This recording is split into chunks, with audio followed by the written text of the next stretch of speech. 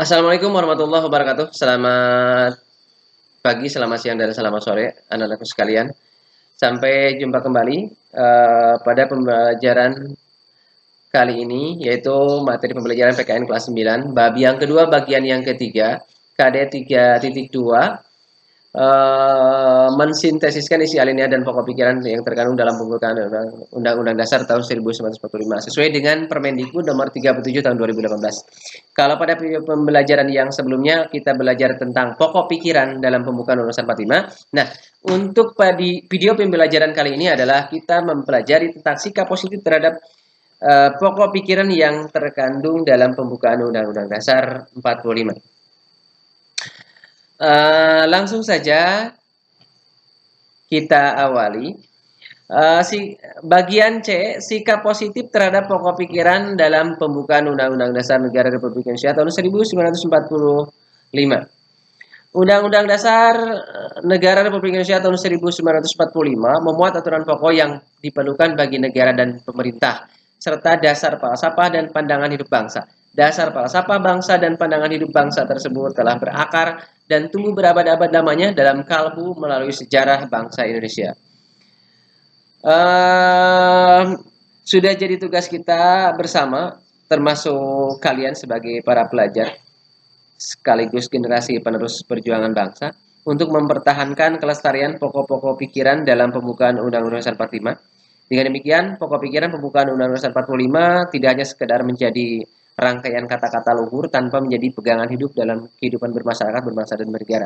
Tapi kita sebagai bangsa harus mampu bagaimana kita bersikap sesuai dengan pokok-pokok pikiran yang terkandung dalam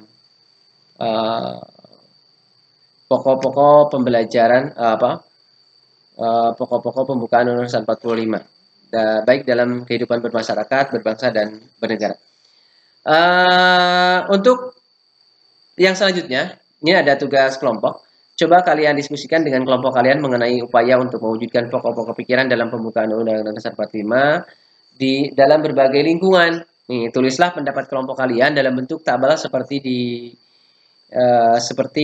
tabel berikut ya. Nah, ini pokok pikiran yang pertama adalah persatuan. Sikap positif yang ditampilkan. Contohnya ini ya, lingkungan keluarga.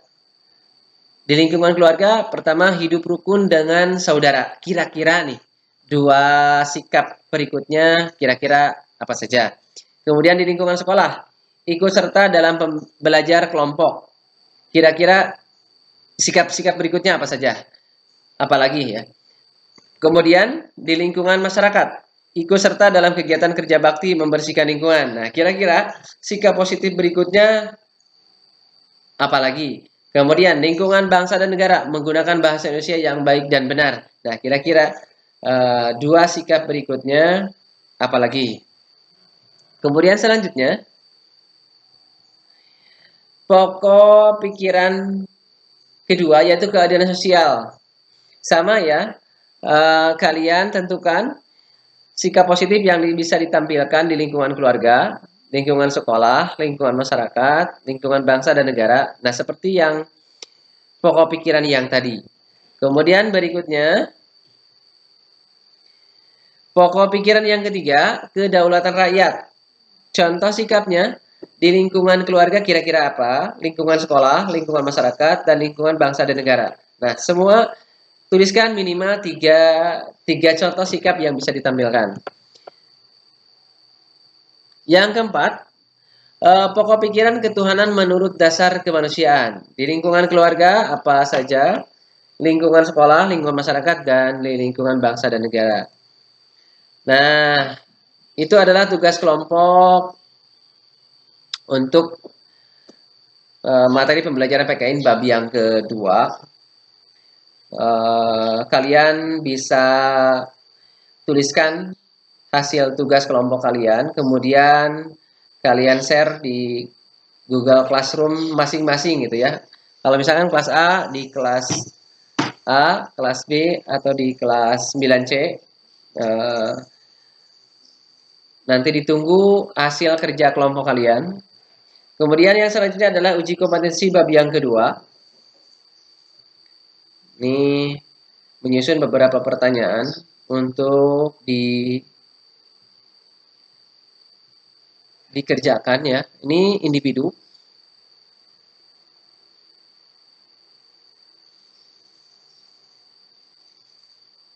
Supaya dimenai pertanyaannya, ini ada beberapa pertanyaan. Apakah sudah dipahami pertanyaannya? Kemudian bolak-balik saja video pembelajarannya supaya dipahami tugas kelompok yang tadi. Kemudian ini tugas individu. Sama ini juga ya, hasilnya nanti di-share di Google Classroom masing-masing kelas. Itu. Terima kasih anak-anakku sekalian telah mengikuti pembelajaran bab yang kedua, KD 3.2 bagian yang ketiga.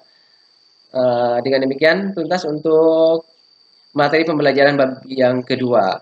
Kita sampai berjumpa kembali pada video pembelajaran berikutnya, yaitu untuk bab 3, KD 3.3, materi pembelajaran PKN kelas 9. Demikian, Assalamualaikum warahmatullahi wabarakatuh.